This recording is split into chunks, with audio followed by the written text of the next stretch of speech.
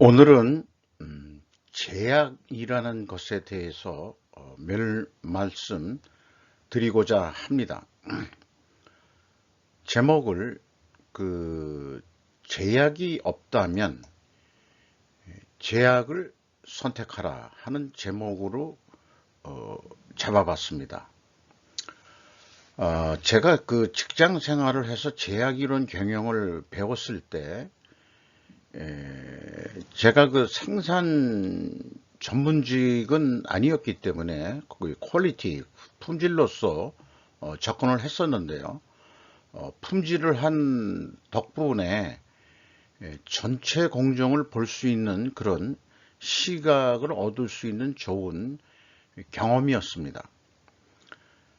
그런데 이제 공정이 5군데로 크게 나누어질 수 있는데 제약 공정에 대해서 설명을 좀 해 보려니까 각 공정 책임자들이 우리는 제약이 없다. 다들 그렇게 주장하는 거예요. 그래서 제가 어떤 특화된 업종이기 때문에 트리즈 그런 쪽에서도 나오는 얘기긴 합니다만은 두 번째 공정이 제약 공정이 될 확률이 매우 높다. 그래서 이 두 번째 공정을 제약 공정으로 결정을 해서 타 공정들은 이 제약 공정에 모두 서브 오디네이터 해야 된다. 이렇게 이제 공고를 했었습니다. 퀄리티를 위해서죠. 또 그렇게 얘기를 했더니 이번에는 서로들 자기가 제약이라는 거예요. 왜냐 그러면은 타 공정 애들이 모두 자기를 도와줄 것이니까. 과연 각 공정이 제약이 선택이 됐다 하더라도 다 모든 것을 서브 오디네이트, 이걸 국내에서는 종속이라고 얘기를 합니다. 그러면 나한테 다 종속해라, 이런 얘기가 되는 거거든요. 그러니까 이제 서로 지들이 제약이라고 이제 주장하기 시작한 거예요. 그래서 전체적으로는 두 번째 공정일 겁니다. 그러니까 이거에 의해 가지고 다 같이 협조해서 퀄리티를 올려봅시다. 제가 좀 강하게 그렇게 좀 나갔던 이유는 대한민국 굴지의 기업한테 페널티를 그 당시 돈으로 5천만 원이니까 매우 큰 돈이었죠. 오너를 만나는 기회가 있었습니다. 그랬더니 공장에서 오너가 하는 얘기가, 내가 사업을 하면서 이렇게 창피한 적이 없다. 너는 뭐하냐 새끼야. 이제 이런 쪽으로 이제 나를 다그치더라고요. 그래서 제가 대들었죠. 권한을 주셔. 권한을 줘야 뭘 제가 통제할 수 있던가 할 수 있는 거 아닙니까? 책임만 지라는 회사가 어디 있냐. 권한도 줘야지. 그래야 그 다음에 저한테 잘못된 거에 대해서 저한테 문책을 하십시오. 뭐 이렇게 얘기를 한 적이 있어요. 그래서 권한이 조금 생겼었습니다. 조금 생겼어요. 많이 생긴 건 아니고. 그래서 조금 이제 말발이 세진 거죠. 그렇게 해서 그렇게 됐는데, 결국 두 번째 공정 책임자가 그 기업에, 제가 있던 기업에 나중에 사장까지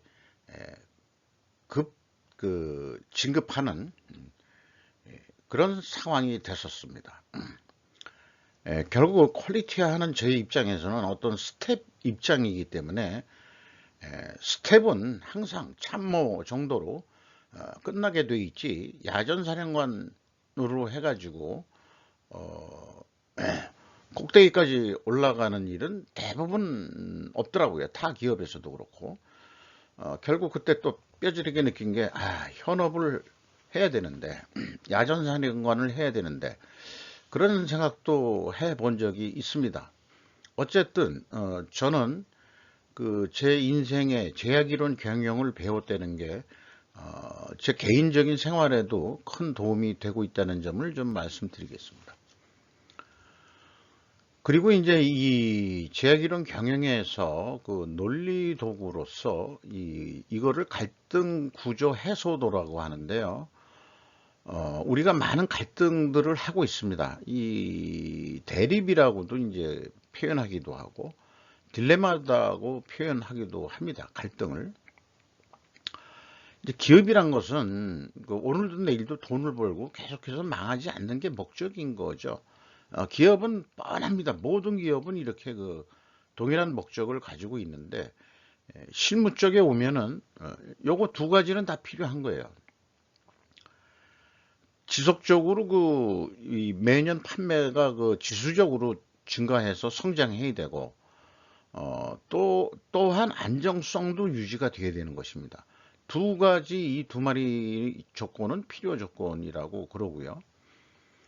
그리고 이제 그 요구 사항들이 있는데 이렇게 이 매년 지수적으로 성장을 하려고 그러면은 과감하고 적극적인 행동을 취해야 한다.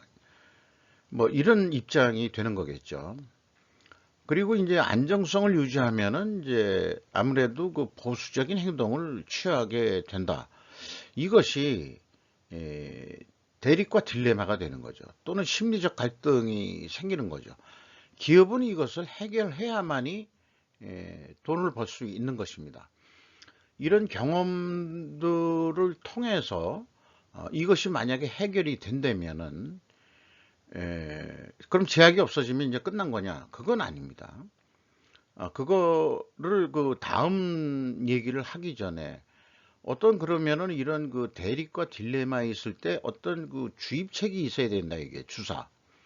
이 주사라고 표현되어 있는 것은 인젝션이라고 그러는데, 마치 그 백신처럼 조그만 양을 투입을 해서 큰 돈이 아니고,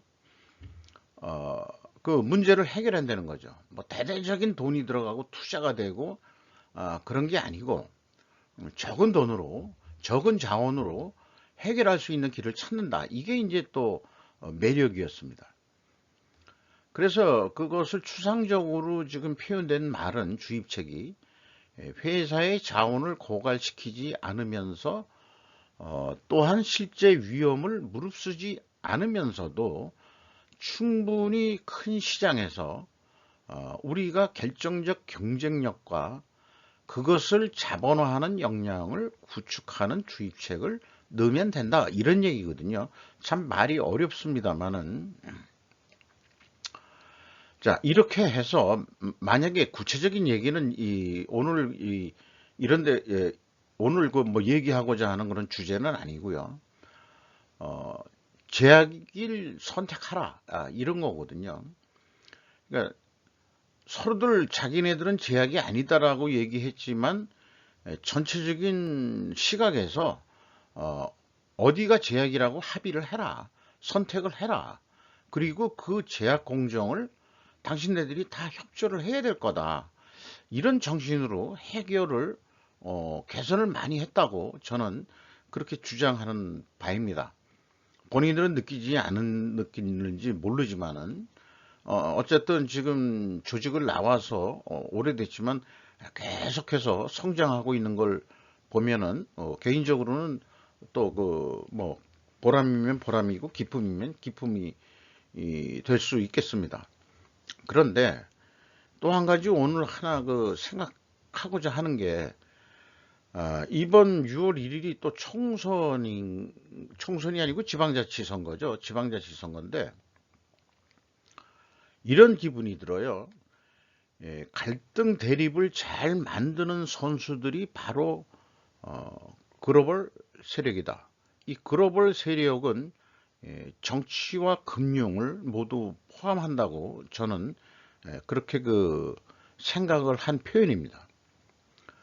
그래서 어떤 경우에는 이들이 국내 문제에 간섭을 해가지고 한국 문제에 간섭을 해서 또는 그 한일 간의 문제에 간섭을 해서 또는 그 한중 간의 문제에 간섭을 해서 갈등을 조장하고 선동하라. 이런 전략을 쓰는 게 아니냐. 그리고 한국도 분명히 대상인 것 같다. 이런 느낌이 들어요. 나이가 먹어서 지금 생각해 보면은 옛날 젊었을 때 참 순수했죠. 어, 그리고 또 이런 거를 왜 생각하게 되냐 그러면 이제 강남역에 이제 가끔 가면은 강남역에 그 빨간 글씨로 이재용 씨를 아주 개새끼로 만드는 그런 그 인격 모독적인 그런 프랭카드들이 버젓이 크게 걸려 있으면서 이 사회 불안을 그 야기하고 조장하는, 그러니까 삼성 노조 애새끼들이 그렇게 하고 있다는 얘기죠. 그러니까 지금 봐서는 이게 누구 사주를 받고 하는 짓들 아닌가 하는 생각도 들어가요. 뭐 이런 느낌이 들고 있다는 얘기인데, 그래서 이 기업과 정치, 경제, 이걸 경제라고 한다면 이걸 정치라고 하죠. 그리고 그 경제와 정치는 뗄래야 뗄 수 없는 관계라고 그러지만은 입장 차이가 좀 있는 것 같아요. 그래서 정치의 해결책을 요걸 제가 말을 바꿔봤습니다. 얘네들은 갈등을 조장해서 제약 때문에 갈등이 일어날 확률이 많거든요. 그래서 정치인은 인적 자원 및 시간을 고갈시키면서 또한 실제 위험을 무릅쓰게 만들고 제한된 정치 시장에서 한정된 경쟁력과 그것을 자본화하는 역량을 구축하는 그런 해결책을 쓰고 있는 거 아닌가 하는 생각이 들어갑니다.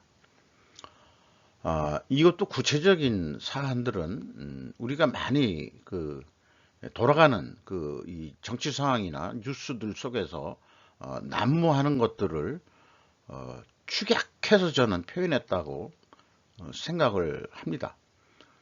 그렇다면은 이렇게 그 딜레마를 해결했다고 한다면은 제약을 해결했다고 한다면은 갈등을 해결했다고 한다면은 그 다음에 제약은 완전히 없어져서 영원히 갈 거냐? 그게 아닙니다. 제약으로 정했던 것이 해결이 된다면 제약은 이동을 합니다. 그 다음 가장 약한 곳으로 제약은 옮겨갑니다. 그러면 이제 2차적으로 또 해결책을 거기서 찾아야 되고 계속해서 그렇게 그 지속적인 개선 과정을 해 나가는 것이 유기체로서의 그 조직, 그런 거라고 생각을 합니다. 인간도 유기체인 거죠. 그래서 이런 생각을 좀 하게 됐다는 것을 좀 소개해 드리고요. 제약이라고 많이 그 생소한 얘기입니다만은 많이들 버틀렉 하면은 좀 어느 정도 이해를 해 주십니다. 병목, 병목이라고 이제 그 얘기를 하기도 하거든요. 물론 이제 성격이 약간 틀리긴 틀립니다만은 이렇게 그 정해 가지고 제약을 정해 가지고 그 해결점을 찾아가는 그러한 그 논리적인 사고, 합리적인 사고, 지성주의적인 사고, 이런 것들이 필요한 시점이라고 저는 생각을 합니다. 그래서 ESG 내용을 좀 설명할 때 이 대목을 소개를 했는데요. 최근에 그 투자 천조를 한다. 3년 내지 5년 내에 대한민국 재벌 기업들이 천조를 투자를 한다. 근데 그 내용을 들여다보면은 국내 투자는 크게 없습니다. 한 8대2 정도? 마치 파레토 법칙처럼 8대2의 법칙처럼 미국이나 그 해외에 8할을 투자하고 그 다음에 그 2할은 국내 투자. 근데 그렇게 되면은 국내 일자리는 잘 안 생기는 거거든요. 미국에다가 삼성도 짓고 SK도 짓고 그 다음에 현대차까지 들어가고 그런데면은 이 미국 애들은 좋겠죠. 미국은 일자리가 생기고 경제가 활성화 되겠죠. 기여하는 바가 클 겁니다. 그러니까 이제 바이든이 한국 와서 땡큐 뭐 그렇게 얘기를 하는 거 아니겠어요? 의도된 거지만은 지들이 유도해 놓고 그런 얘기를 합니다. 신사적이라는 그런 이름을 들으면서 어, 그리고 또 이 시점에 어저께인가요? 그 뉴스에 나왔는데 일론 머스크가 그 국제 그 문제와 같이 막 그 유명하게 그 막 활동하고 있죠. 에, 그런데 그 한국과 일본의 인구 감소를 언급을 계속 하고 있습니다. 뭐 홍콩도 했다고 하는데 일본부터 먼저 인구 감소에 대한 트위터를 올렸다고 그러고요. 그 다음에 이제 그 어저께인가가 이제 일론 머스크가 한국이 인구가 급감해서 한 3세대 후 정도에는 한 인구 300만 분이 안 될 거다 하는 그런 그, 그 뭐라 할까요? 그 협박적인 아니야. 공포스러운 그런 의견을 트위터에 날렸습니다. 자, 그 출생률이 세계에서 가장 낮은데 당연히 인구가 줄겠죠. 그러면 좋습니다. 그 일론 머스크가 그 개인이 아니고 미국의 어떤 대표적인 생각이라고 얘기한다면은 그럼 미국 애들이 한국의 인구가 줄기를 원하는 거야? 뭐 그런 생각도 들어요. 일본의 인구가 줄기를 원하는 거야? 또 중국도 지금 인구가 꽤 많다고 그러지만은 뭐 인도가 더 많아지고 이 중국도 이제 산업화돼 가지고 인구 고령화를 뭐 우리나라처럼 뒤따라와 가지고 향후 중국도 이제 문제다. 이런 얘기들이 이제 많이 거론되고 있는 게 현실 아니겠어요?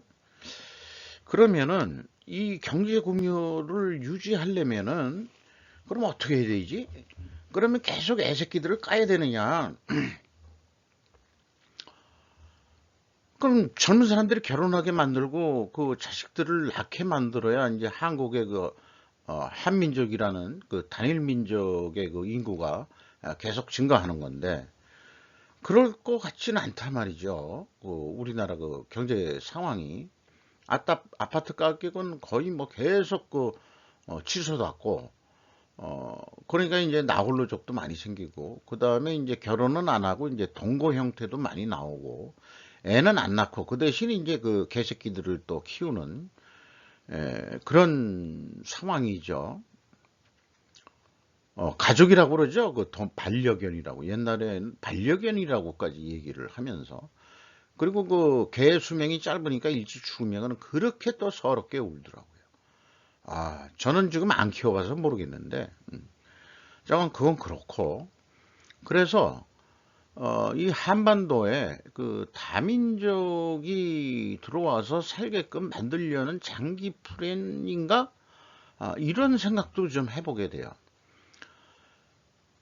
근데 사실 우리가 단일민족인데 그 민족주의는 이제 그 글로벌 시대에 벗어나야 된다 하는 데 저는 동의하는 입장입니다. 그리고 지금 우리가 한민족이 단일민족이라고 했지만 삼국 통일이 있었고 그 전에 부족국가 시대 때도 있었고 한다면은 그게 다 동일한 단일민족은 아니었거든요. 지금 보면은 그 전라도하고 그 호남하고 그 경상도하고 그 민족이 다른 것 같아요. 생김은 더 동양인으로 비슷비슷하지만은 그렇게 해서 계속해서 그런 거를 그 역사적인 그런 거로 해서 정치적으로도 계속 그 대립 관계를 만들어서 갈등을 조장하면서 그렇게 지금 더 이상 아까 그 기업은 그 갈등 대립 딜레마를 해소해 가면서 계속 그 발전하는 해결책을 찾는데 정치는 거꾸로 그거를 조장을 해가지고 어떤 정치 세력의 이권을 얻으려는 그런 거 아닌가 그런 생각도 좀 해보게 되고요. 어쨌든 뭔가 장기적인 플랜이 뭔가 있는 것 같다. 글로벌 세력이 그런 느낌을 지금 지울 수가 없습니다. 저는 한국이 다민족 그 정체성으로 가는 거에 대해서 그 찬성하는 입장입니다. 어, 왜냐 그러면 글로벌 세대에 그 돈이 있는 곳에 사람들이 오게 돼 있고, 중앙아시아, 그 다음에 이제 뭐 유럽, 뭐 러시아, 뭐 국내에 많은 지방에 가보면은 그 엄청 많다고 그래요. 그 저기 그 이 외국인들이. 다만 제가 반대하는 것은 중국 애새끼들 들어오는 거는 저는 반대합니다. 저는 아주 체질적으로 그 반중 정서가 좀 있는 사람이기 때문에, 그건 개인적인 그 어떤 그 사고 방식에 의한 거기 때문에 그렇습니다. 그래서 뭐 말 이게 그 중소기업 대회에서 대기업들이 나와가지고 손도장 찍게 만드는 그런 퍼포먼스들이 있었던 그런 내용들이죠. 그리고 마지막에 하고 있는 얘기는 이 머니투데이 기자가 그 질문에 이재용 씨가 목숨 걸고 한다, 이런 그 아주 그 절박한 그리고 심각한 이 목숨 걸고 한다는 것은 참 그 의미하는 바가 매우 높다고 할 수 있을 것 같아요. 삼성과 집안에 대한 그 어떤 그 미래, 그 이 목숨을 걸고 그 가문의 목숨을 걸고까지 한다, 뭐 이런 얘기까지 들리기도 하고, 또 한국 경제가 목숨 걸고 지금 뭐 해야 될 상황 아니냐, 뭐 이런 얘기까지로도 해석이 되고, 뭐 다양한 해석이 좀 나올 수 있겠습니다만은 이 목숨 걸고 하자, 이것은 아주 좋은 화두로 제가 좀 써먹어야 될 것 같아요. 그 제 얘기로 이제 다르게 표현하면은 그 치열하게 살아야 된다. 그 뭐 92세대는 어떤 할망구가 하는 얘기가 뭐 욕심 부리지 말고 착하게 살아라, 그런 얘기인데, 이제 그런 분들은 이제 살 만큼 살았으니까 그렇게 하고, 저도 뭐 나이는 먹어 갖고 있지만 죽을 때까지 이 인간은 치열하게 살아야 된다, 저는 그렇게 생각하는 입장입니다. 다음번 생각은, 어저께 이제 그 유튜브 영화를 봤어요. 근데 이제 그 실화 영화였는데 유명 배우 두 분이 배우로 나와가지고 주인공으로 나와서 했는데, 이 포드가 그 카 레이스에서 성공을 시켰던 그 GT40을 개발해가지고 우승을 하는 그런 실화를 담은 내용의 영화였습니다. 거기 그 TFT라고 얘기죠. 타스크포스 팀이 구성이 됐죠. 이런 건데, 그 영화 중의 내용에 제가 그 음미해 볼 만한 내용이 있어서 어, 화면을 멈추고 그 내용, 대화 내용을 발췌를 해 봤습니다. 그 내용인 즉슨 이런 거죠. 그 개발 과정에서 헨리 포드 2세는 관계자 전원을, 여기서 관계자 전원이란 것은 이제 TFT를 얘기하는 걸 텐데요. 해고하지 말아야 할 이유를 묻자 셀비는 대답 대신 대기실에서 본 것을 말하는 장면입니다. 그 셀비라는 그 주인공이 맷 데이먼이 역할을 했는데요. 보고서 파일이 네 사람의 손을 거쳐 가더군요. 이 회장실 안에서만 레이스는 사고기만 하면 이길 수 없습니다, 이런 얘기를 해요. 강단이 있는 얘기죠. 책임자 한 명이면 되죠. 자기 하나면 된다, 뭐 이런 얘기 같습니다. 물론 이제 그 후로도 휘둘리긴 합니다. 그 이 대기업 조직 문화에 휘둘리기는 합니다만은, 그래서 또 갈등도 일어나고 그런 그 내용들이 그 있습니다, 그 안에. 그 얘기를 들은 그 헨리 포드 2세는 그 부사장인 것 같은데, 계속 여기에 이제 그 빌런 역할을 하는 역할로 나와요. 악역을 하죠. 빨간 파일 서류를 채가면서 셀비에게 우리는 서류나 만지는 회사가 아니야, 그리고 이 회사의 총수는 하나지, 그 사람에게 직접 보고해. 근데 이거 미국 사람들은 그 표현이 간접 표현들이 좀 많은 것 같아요. 자기 자신한테 직접 보고하라, 그런 말을 그 사람한테 직접 보고해. 이렇게 이제 셀비한테 그 지시를 하는 거죠. 그러니까 그 중간 단계의 어떤 그 중간 임원들을 다 빼고 무슨 문제가 있다 진행 사항을 자기한테 직보하라. 이런 얘기거든요. 이게 이제 제 경험하고도 맞아 떨어져 가지고 기억에 남을 만한 얘기입니다.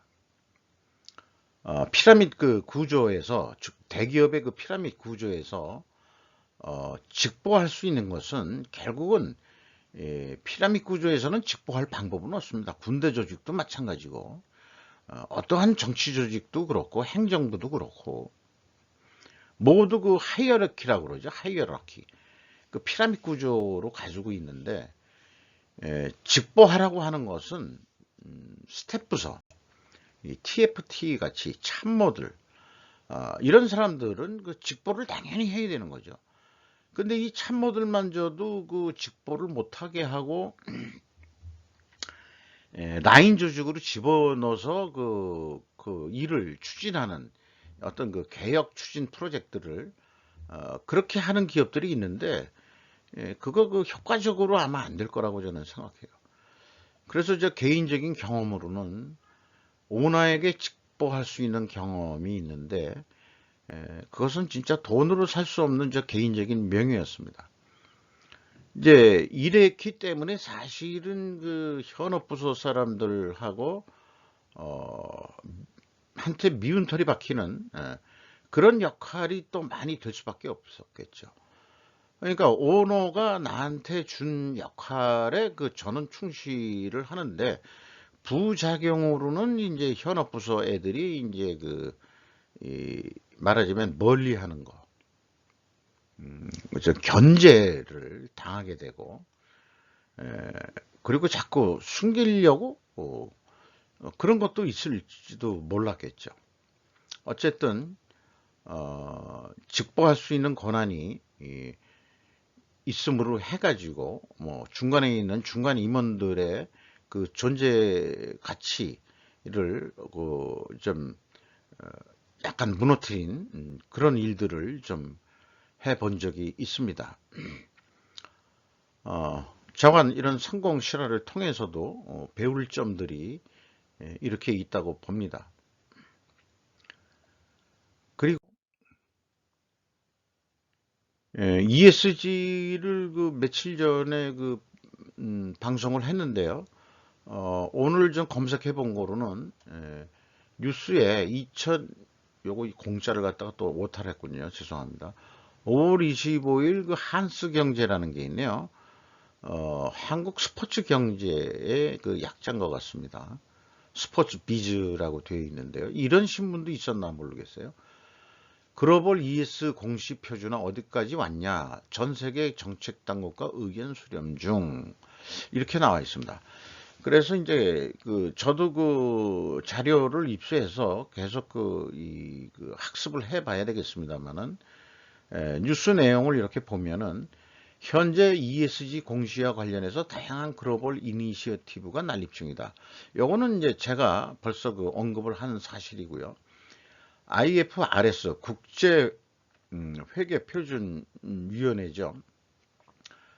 2020년 2월부터 글로벌 이니시어티브 통합 및 공시기준 국제 표준화 논의를 주도하고 있다. 그러니까 이래서 이제 제가 이제 그 산업 세력 대 금융 세력으로 해서 금융 세력이 그 산업 및 정치까지도 지금 영향력을 미치는 그런 단계다. 그렇게 이제 해석을 하게 되는 거죠. 그리고 이제 그 공시 내용에 이 스탠다드가 그 가이드라인이 지배구조, 전략, 위험관리, 지표 및 목표 등 4가지 큰 틀에서 정리될 예정이다. 이렇게 이제 소개를 하고 있습니다. 지배구조 영역은 기업이 기후 관련 위험과 기회를 감독 및 관리하기 위해 활용하는 의사결정기구 등 지배구조 과정과 통제 및 절차에 대한 정보를 담게 될 것이다. 이런 얘기고요. 요 밑에 거는 뭐 생략하기로 하겠습니다. 그래서 그 국내에서는 그 카이라고 한국회계기준원이 이 지속가능위원회라는 거를 만들어서 지금 이 국제 IFRS와 대응해서 지금 커뮤니케이션 해 가면서 국내 표준을 지금 만들고 있는 중으로 이렇게 이해가 됩니다. 그래서 현재 일반 요구 사항과 기후 관련 공시 두 가지 공개 추안이 나온 모양인데요. 7월 29일까지 의견을 수렴 중에 있다. 그래서 이제 카이는 그 국내 전문가들한테 의견 수렴을 요청을 해놓고 있는 입장이고, 물론 자기네들도 그 의견 검토를 하고 있겠죠. 그런데 이제 이 보고 기업은 이게 제정이 된 다음에 보고 기업의 그를 뭘 어떻게 해야 되냐 그러면은 나중에 그 ESG 이 지속 가능 보고서 그 재무제표하고 동시에 그 지금 사업 보고서 주석 내용처럼 이것을 이제 별도의 그 메뉴를 만들어서 메뉴 항목을 만들어서 동시에 공시해야 된다는 얘기죠. 재무제표와 동시에 공시되어야 될 사항이다. 예, 그런데 이제 그 개별 기업만 하는 게 아니고 공시 재무제표를 연결 재무제표로도 공시를 하잖아요. 그러니까 관계기업, 공동기업, 또 종속기업, 금융투자 및 가치사슬과 관련한 이게 매우 광범위한 거죠. 관련한 지속가능성 관련 위험 및 기회를 측정해야 된다. 이거 돈 엄청 들어가는 얘기입니다. 돈 엄청 들어가는 얘기거든요. 금융 세력들이 쥐어짜네요. 산업계를 쥐어짜고 있습니다. 지들이 지배하기 위해서 그런 건가? 그래서 그 정보의 요구 범위가 넓다. 이렇게 이제 일단 소개하고, 요거 눈에 띄는 것만 우선은 이렇게 소개를 한 건데요. 저도 계속해서 좀 학습을 해보고, 뭐 저보다 뭐 전문가들은, 저는 자격증도 없는 사람입니다만은 계속 그 관심이 있어서 좀 학습을 좀 해보려고 합니다. 정보들을 입수해서. 그런데 기업 입장에서는 이런 구속 조건들이 동시에 공시되어야 될 사항인데, 이런 것은 이제 제약은 아닙니다. 그래서 뭐 제약을 해결할 방법이 있는 것도 아니고요. 그저 기업을 하려면 해야 할 핵심 동인 의무사항, 거의 뭐 법과 같이 의무사항이 돼가고 있죠. 그런 것이다. 이런 말씀을 드리면서 몇 가지 제약이라는 것으로 전개를 해서 결국 글로벌 금융이나 갈등, 조장 등, 그 다음에 이제 ESG 현재 약간의 진행사항, 이런 것을 좀 소개하는 시간을 좀 가져봤습니다. 별도로 그 개별 기업을 할 때 너무 공통사항 성격이 돼서 따로 이렇게 좀 시간을 가져봤습니다. 그리고 보실 때는 제가 좀 말을 느리게 했으니까 1.5 배속 보기를 꼭 하시면은 짧은 시간 안에 제가 전하고자 하는 메시지가 충분히 전달될 수 있을 것으로 생각합니다. 이걸 끝마무리에 얘기하는 게 아니군요. 저 앞에 얘기를 해야 될 텐데 끝마무리에 와서 이렇게 좀 말씀드려서 죄송합니다. 감사합니다.